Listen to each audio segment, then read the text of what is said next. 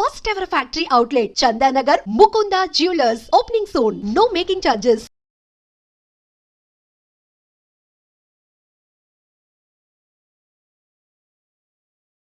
యదా యదా హి ధర్మస్య గ్లానిర్భవతి భారత అభ్యుత్థానమధర్మస్య తదాత్మానం సృజామ్యహం. ఆ ధర్మరక్షణ కొరకు విశేషమైన రాక్షస సంహారం చేస్తాడు కృష్ణ భగవానుడు కూడా. కన్నులు తెరవని కడుచిన్ని పాపడై దానవిచనుబాలు త్రావి చంపే, మూడవ నెల నాడు ముద్దుల కుర్రడై కోపించి శకటమ్ము కూలత్రోసే, ఏడాది కుర్రడై ఎగసి తృణావర్తు మెడపట్టుకొని చీరి బకునిచి చంపే అంటారు. అసలు కన్నులు తెరవడం మొదలు పెట్టనప్పటి నుంచి రాక్షస సంహారం చేశాడు కృష్ణుడు. రాముడు సరే సరి బండన భీముడాత్మజన బాంధవుడుజ్వల బాణతోణ కోదండ కళాప్రచండ భుజతాండవ కీర్తికి రామమూర్తికిన్ రెండవ సాటి దైవమికలీడనుచున్ గడకట్టి భీరికాడాండ డడాండ డాండ నిడదంబుల జండము నిండ మత్త వేదండము నెక్కి చాటెదను దాశరథి కరుణాపయోనిధి అంటారు గోపరాజు గారు. 14,000 మంది రాక్షసుల్ని కరదూషణాదుల్ని రాముడొక్కడే చంపాడు. మిగిలిన అవతారాలకి రామావతారానికి తేడా ఎక్కడంటే, సర్వసాధారణంగా ఎంత అందగాడైనా, ఎంత పుంసాం మోహన రూపాయ పుణ్య శ్లోకాయ మంగళం అయినా యుద్ధం చేసేటప్పుడు కాస్త కోపంగా ఉండి కళ్ళు ఎర్రపడతాయి. కానీ యుద్ధం చేస్తున్నప్పుడు రాముడు చాలా అందంగా ఉంటాడు. ఎప్పుడు బాణం తీస్తాడో, ఎప్పుడు సంధిస్తాడో, ఎప్పుడు విడిచిపెడతాడో తెలియదు. అందుకే మీరు రామాయణం జాగ్రత్తగా చదివితే అసలు ఎటువంటి రాముణ్ణి చూసి శూర్పణఖ మోహించిందంటే, యుద్ధం చేస్తున్న రాముణ్ణి చూసి మోహించింది. అబ్బాయి ఎంత అందంగా యుద్ధం చేస్తున్నాడని. అంతటి అందగాడు రాముడు, అంతమందిని చంపినవాడు. కానీ శ్రీవేంకటేశ్వరుడు రాక్షస సంహారం జోలికి వెళ్ళలేదు. నందక ఖడ్గం ఆయన దగ్గర ఉన్నా ఆయన క్షమాగుణంతో ప్రవర్తిస్తాడు. ఎన్ని తప్పులు చేసిన వారైనా ఆయన దగ్గర కైమోడ్చి నిలబెడితే క్షమించడమే ప్రధాన లక్షణంగా ఉండి, పాపములకు ప్రాతినిధ్యంగా కేశఖండనం, కేశములను తీసి క్షమించి పంపిస్తాడు. అందుకే సృగ్భూషాంబరహీతీనాం సుషమావహమూర్తయే సర్వార్తిశమనాయాస్తు వెంకటేశాయ మంగళం దయామృత తరంగిణ్యాస్తరంగైరివ శీతలై అపాంగై సించతే విశ్వం వెంకటేశాయ మంగళం అంటారు. అంతటి దయామూర్తి. అటువంటి అవతారం ఇత పూర్వం రాలేదు. ఎన్ని పాపములున్నా సంహరించడం అన్నది చెయ్యడు. ఆ పాపరూపమైనట్టి ధనము కొండపైకి రప్పించి నిస్పృహుండనగుచు అంటాడు. తరిగొండ వెంగమాంబ గారు మహాతల్లి వెంకటాచల మాహాత్మ్యము అని కావ్యం చేసింది. అందులో పాపాన్ని ద్రవ్యం మీదకి ఆవాహన చేసి తెప్పించి హుండీలో వేయించి క్షమాభిక్ష పెట్టి ఆ ద్రవ్యాన్ని నిస్పృహుడై సామాజిక కార్యక్రమాలకి ఇచ్చేస్తుంటాడు. అటువంటి వెంకటేశ్వరుడున్నాడే, ఆయన ఈ అవతారంలో వరములను కుప్పించడమే ప్రధాన లక్ష్యంగా కలిగినవాడు. నాకున్న పెద్ద భయం ఏమిటంటే, నాకు ఇటువంటివి చెప్పేటప్పుడు ఏ పల్లవి దగ్గరో గంట అయిపోతుంది. అందుకని నాకు చాలా భయం. ఒరే ఇంకా వెనక 3 కీర్తనలు ఉన్నాయి, ఒళ్ళు దగ్గర పెట్టుకో, తగ్గించు తగ్గించు తగ్గించు అని నాకు నేను పరాకు చెప్పుకొని మాట్లాడుతూ ఉంటాను. కాబట్టి కొండలలో నెలకొన్న కోనేటి రాయడువాడు, కొండలంత వరములు గుప్పెడువాడు. అయితే ఈ మాట అన్నప్పుడు అన్నమాచార్యుల వారు ఆయన యొక్క అనుగ్రహ వైభవాన్ని 3 రకాలుగా ప్రతిపాదన చేశారు. ఆయన భక్తుల్ని అనుగ్రహించడం అన్నది ఏదో తపస్సు చేస్తే నీకేం వరం కావాలి అని అడిగి వాళ్ళకి ఆ వరం ఇవ్వడం కాదు. అసలు అవతలవారు అడగనటువంటి వరాలు, అవతలవారి యొక్క భక్తిని బట్టి ఎంత వశపడిపోతాడు అన్నదానికి పరమాద్భుతమైనటువంటి ఉదాహరణలు కొన్ని చెప్పారు. అందులో మొదటి చరణంలో కురువరతి నంబి, అంతే కదమ్మా, కుండలు చేసిన ఎట్టి కొండలు. ఇందులో మొట్టమొదట ఇది అక్కర్లా నాకు ఉదాహరణ చెప్తే చాలు. కుండలు చేసేటటువంటి కుమ్మరిదాసుడైన కురవరతి నంబి, కుండలు చేసేటటువంటి ఒక కుమ్మరి వృత్తిలో ఉన్నటువంటి వ్యక్తిని ఆయన ఎంత అనుగ్రహించారన్నది ఉదాహరణగా చెప్తున్నారు. తొండమాన్ చక్రవర్తి వెంకటేశ్వరుడికి ఆనందనిలయ విమాన నిర్మాణం చేసిన తర్వాత ప్రతిరోజు బంగారు తులసీ దళాలతో పూజ చేసేవాడు. అసలు వెంకటేశ్వర స్వామి లోకంలో ఆవిర్భవించినప్పుడు మొట్టమొదట చెప్పిన మాట ఏకీన తులసి మాత్ర దళీనాపి నరోత్తమ పూజయేద్ భక్తిభావేన తం రక్షామితి మత్పణః. నాకు భక్తితో ఒక్క తులసి దళం ఇస్తే చాలు, అన్యథా నేను ఇంకేం కోరను. నేను కోరుకునేది నేను చెప్పినట్టు బ్రతకడం. ధర్మం అన్న మాటకు అర్థం ఏమిటంటే ఆయన చెప్పినట్టు బ్రతకడమే ధర్మం. దానికి ఫలితం ఏమిటంటే ఆయన సంతోషిస్తాడు. ఆయన సంతోషం కన్నా నాకు ఇంకేం అక్కర్లేదు. ఆయన సంతోషం కోసం నేను ధార్మికంగా బ్రతికితే నాకు చాలు అన్నవాడెవరో వాడు ధర్మాత్ముడు. అటువంటి ధార్మిక జీవనము ఎవరి ఎందున్నదో వారు ఆయన దగ్గరికి వచ్చారా, ఆయన కోరారా, ఇవన్నీ ఆయన చూడటం.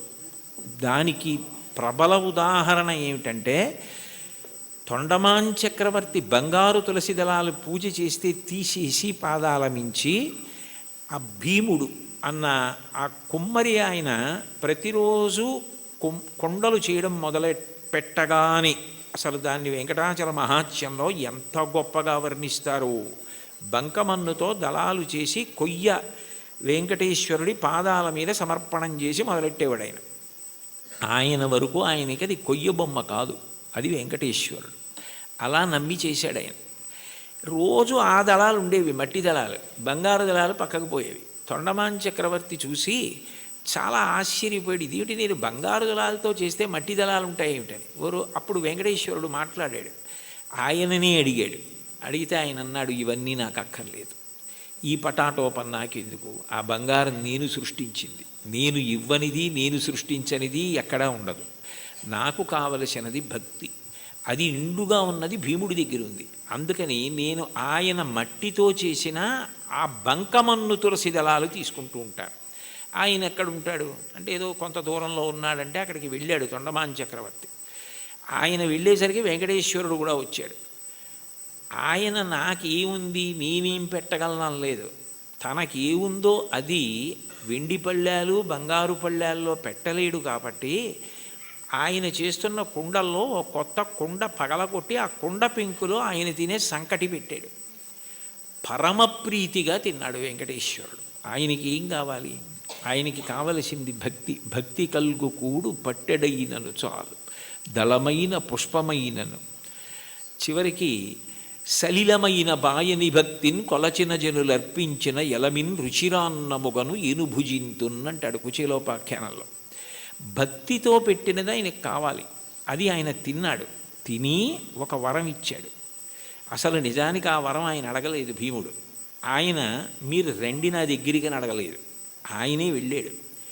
వెళ్ళి ఇక పైన నా అవతారం భూమి మీద ఉన్నంత కాలము కూడా నేను తీసుకునే మహానైవేద్యం కుండ పెంకులో ఉంటుంది. అందుకని ఓడు ప్రసాదం అని ఇప్పటికీ కూడా ఆనందనిలయ విమానం లోపల కొత్త కుండ పెంకులోనే ఆయనకి నైవేద్యం అవుతుంది అని అంటారు. అంటే అడగకుండానే అంత గొప్ప వరాన్ని ఊహించడం కూడా నీకు సాధ్యం కాదు. రెండవ చరణంలో తిరుకచ్చి నంబి గురించి చెప్తున్నారు. కాంచీపురంలో తిరుకచ్చి నంబి అని బాగా స్వామివారికి ఆంతేవాసిత్వం చేసేవాడైన.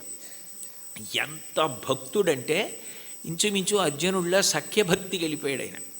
ఉదయం బాలభోగం అంటారు కదా, ప్రాతకాల నైవేద్యం అయిపోయిన తర్వాత అందరు వెళ్ళిపోయేవారు. వరదరాజస్వామి కాంచీపురంలోని ఉండబోయ్ అని తిరుకొచ్చి నంబిని కూర్చోబెట్టుకుని లౌకిక విషయాల దగ్గర మొదలుపెట్టేవారు. కాంచీపురంలో ఆ వీధిలో ఆ ఇంట్లో ఏం జరిగింది, ఇక్కడ ఏం జరిగింది, ఖాళీ ఉన్నప్పుడు మనం ఎలా మాట్లాడుకుంటామో అలా మాట్లాడుకోవడం మొదలుపెట్టి తర్వాత శాస్త్ర చర్చ, వేదాంత ప్రవచనం ఇవన్నీ చేస్తూ ఉండేవారు. ఇతరు మాట్లాడుకుంటూ ఉండేవారు.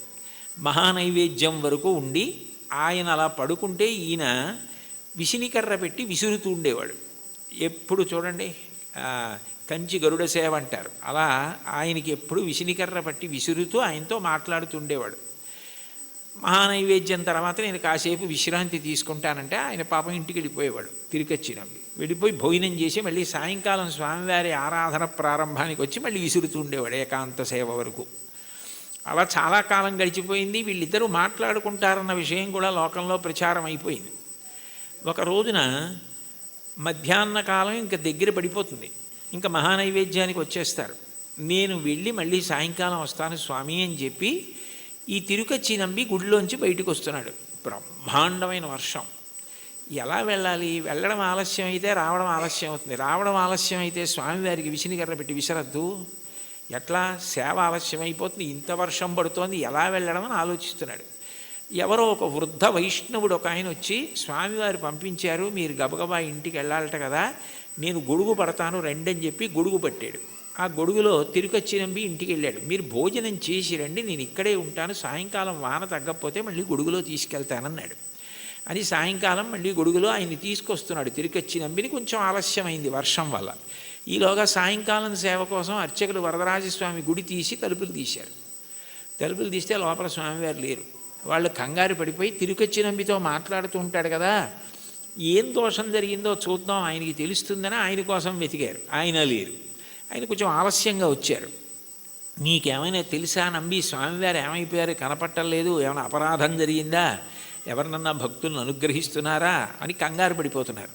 అదేమిటి నాకు తెలీదు, ఎక్కడికి వెళ్ళిపోయారని చెప్పి ఆయన స్వతంత్రంగా ఇంట్లోకి వెళ్ళి వస్తువుల్ని వెతికే యజమాని ఎలా ఉంటాడో అలా వెళ్ళి, అదేమిటి స్వామివారు లేకపోవడం ఏమిటని చూస్తే ఆయన అలాగే పడుకుని ఉన్నారు. అయ్యో ఇక్కడే ఉన్నారు వరదరాజస్వామివారు, మీరు వెతుకుతున్నారు ఏమిటన్నారు. వచ్చి చూసేటప్పటికి ఆయన ఒంటి మీద వర్షపు నీటి చుక్కలు ఉన్నాయి. అంటే తాను తడిసి తిరుకచ్చి నంబికి గొడుగు బట్టి తీసుకొచ్చారు. ఆ తిరుకచ్చి నంబి ఇంట్లో భోజనం చేసినంతసేపు వరదరాజస్వామి వారు బయట నించున్నారు. బయట నించుని గొడుగు పట్టుకుని నించుని ఆయన వచ్చిన తర్వాత ఆయన్ని తీసుకుని వచ్చారు. అంటే ఒక భక్తుడి కోసం భగవంతుడు ఎంత కిందకొస్తాడు అవన్నీ అడిగారా తిరుకచ్చి నంబి? అడగలేదు. అడగకపోయినా అంత కిందకొచ్చి తర్వాత భాగవతులతో కలిసి ఎలా ఉండాలో చెప్పి చిట్ట చివరికి మోక్షం ఇచ్చారు. ఆ తిరుకచ్చి నంబిని అనుగ్రహించినటువంటి వరదరాజు వెంకటేశ్వరుడి కన్నా భిన్నుడు కాడు. ఒకటే, అదే అనేక కీర్తనల్లో ప్రతిపాదిస్తారు ఆ రాముడే వెంకటేశ్వరుడు అని. అటువంటి తిరుకచ్చి నంబిని ఊహకందని రీతిలో అనుగ్రహించవే. ఎవరైనా వరం అడిగితే ఏం అడుగుతాడు? ఏదో జ్ఞానం ఇమ్మంటాడు, లేకపోతే భక్తి ఇమ్మంటాడు, డబ్బు ఇమ్మంటాడు, ఏదో వృద్ధిని అడుగుతాడు. వాళ్ళు అసలు ఏమీ అడగలేదు. వాళ్ళ ఊహకి కూడా అందనివి నువ్వు చేసి పెట్టావు. వాళ్ళకి చరిత్రలో వాళ్ళు నిలబడిపోవడానికి కారణం నీ అనుగ్రహమా, వాళ్ళు అడగడమా? అంటే నీ అనుగ్రహం. అంత అనుగ్రహం దేనికి చేశావు? విసినికర్ర పెట్టి విసిరితే చేశాడు అనగలరా మీరు? కాదు.